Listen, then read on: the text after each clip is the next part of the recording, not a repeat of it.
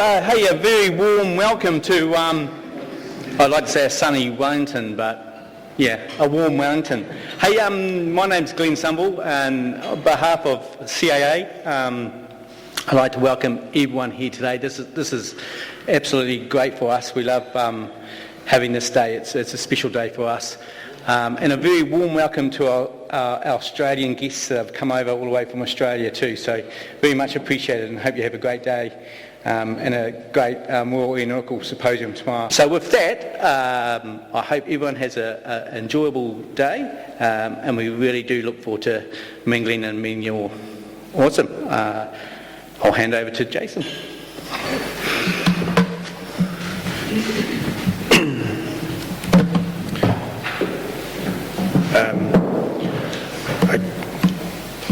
I'm not sure if everyone can actually read that because it's pretty small, but maybe just to go through the agenda very quickly, I'm just going to give a quick opening introduction, and we'll then have Colin come up and talk about an intro and update from the product certification team. Then we'll have Rebecca, who will talk about flight test applications and the flight test approval activities.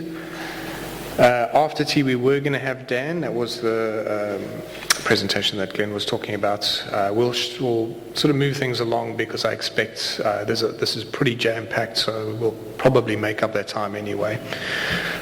Keith Manch, the director, he will come and talk to us about a range of things that are going on with the CAA and the sector.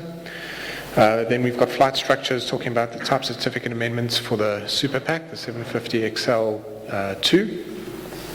We'll have lunch, altitude, we'll be talking about Boeing and Airbus interior certification programs. I believe it's not Steve Smith, it'll be Scott Griffith that will come in and talk to us about the emerging technology program overview. Trevor Jelly from Monitoring Inspection at the CA will give us a presentation. We'll have afternoon tea, presentation about Merlin around assuring artificial intelligence, and a DDH closed door session before we have the closing, and then what everyone else is looking forward to is the informal discussion with drinks and canapes.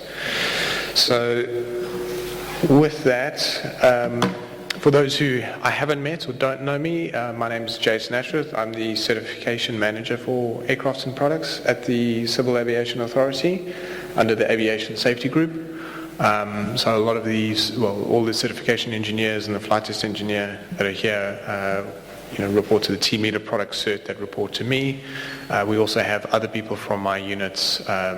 We've got David Gill, the team leader, aircraft inspection and registration here today, and we also have Warren Hadfield somewhere. There he is, the chief advisor airworthiness. But we also do have representatives coming in and out through the day from other areas of the CAA, including John Main, who's the manager for the Part 145, 146, the team lead for the Part 145, 146, 148, and 19F organizations as well.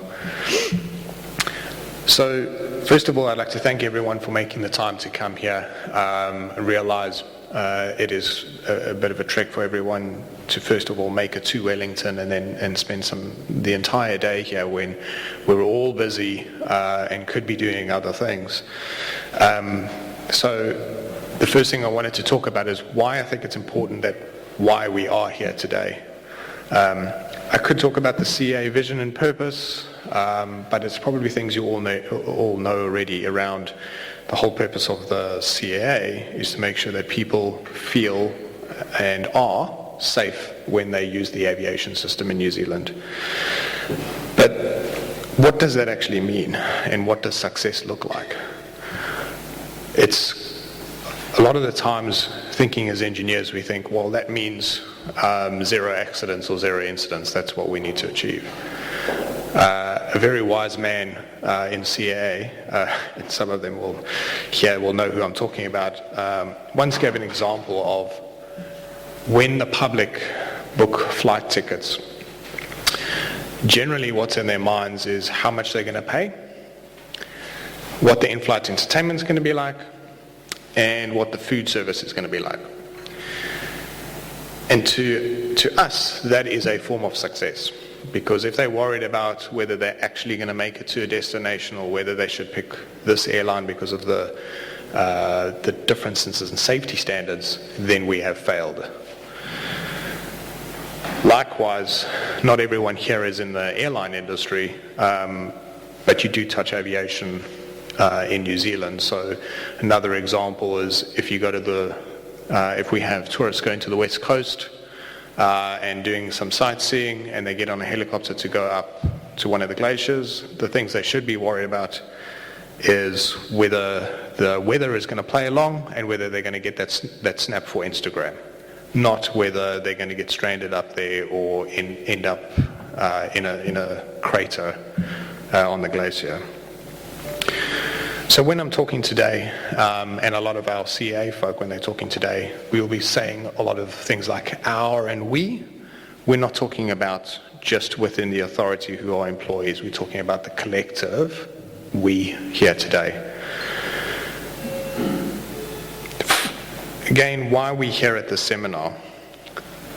It's extremely important, I feel, my belief, that we use these opportunities to collaborate and talk and communicate as much as possible around some of the challenges that we are facing, and hopefully with the aim that we can actually convert some of those challenges into opportunities. You will see in the next couple of slides I'll be talking about things like some of the constraints that we have as CAA. It's not to enforce the point that we're all busy, we all know that, but those are challenges that we have, but we are trying to make them into opportunities the best we can as well. Some of that may impact on our business as usual workload because we need to take our focus off the BAU and certification applications that are sitting on our desk so that we invest in the future, that we actually make it easier and better for everyone.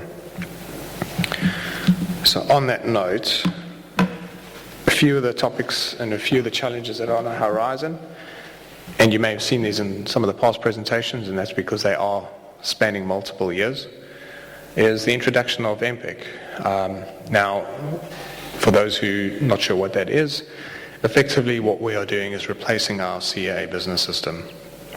The aircraft registration module at the moment is in design and acceptance phase, and it is still early days. We have a sort of a tentative rollout around mid-2024, but it is a significant pull on our resources.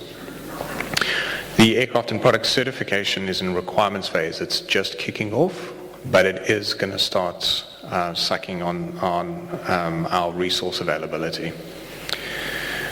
We have the CAA safety order preparation that was originally meant to occur September this year, and that has since been pushed out, I believe, to 2025 and may change again at some point. That's given us a little bit of respite. However, there's still a significant amount of resource going into that and making sure that we effectively do a thorough house clean before our CAA comes and audits the CAA. There's also the preparation and implementation of the new Civil Aviation Act 2023. The go live date, I've written it down so I don't forget, is the 5th of April 2025. There will be a significant amount of pressure on us as a CAA to make sure that is rolled out and implemented as smoothly as possible so that, for example, you as the design delegates don't end up with an issue of last minute changes or not knowing what it means for you. For a lot of the operational teams, it'll be business as usual. Things will just carry on, but there may be things that change or be slight differences in the way the rules are made up, the use of different legislative mechanisms. There will be things like an independent review process for some of the decisions made by the director, and that criteria is still being worked on by Ministry of Transport, and we will likely need to reissue all the delegations to make sure they are in line with the correct references in the Act.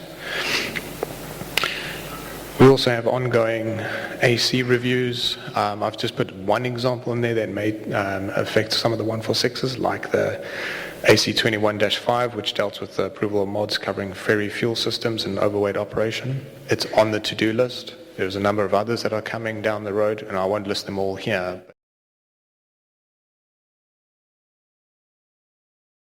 So the takeaway here is that we are not a Wellington-based organisation anymore.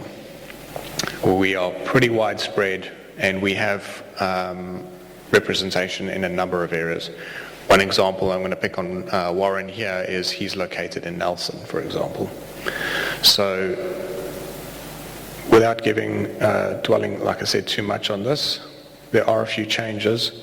One of them, and probably the most significant of late, is we now have a new team leader for product certification, Colin Winterburn, which I, much to John's disgust, poached from his team. Colin joined us in August this year. Many of you will know him. He was a airworthiness inspector, as I said, from John's team since March 2021. He joined us from AIM Altitude, where he was a CAA design delegation holder, much like many of you in the room, and held an EALSA CVE. He also has experience as a LAME and over 40 years of experience dealing both in industry and dealing with a number of regulators, ourselves and foreign NAAs, and is an active recreational pilot. Colin has already made massive inroads into the team in getting himself up to speed, and with that, the DDH seminar is a lot more focused on product certification than at my level, so I'm going to hand it over to Colin from here. Thank you, everyone.